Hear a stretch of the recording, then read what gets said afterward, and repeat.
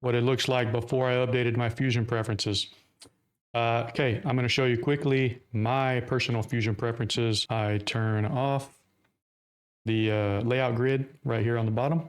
I change the environment to gray room. I'm going to come up here on the top right to preferences, and under general, we're going to change default modeling orientation to Y up. That's going to change the Y axis in Fusion to be pointing in the up direction. And then also we're going to change the reverse zoom direction right here. Whenever you scroll up, it's going to go in, and whenever you scroll backwards, it's going to go out.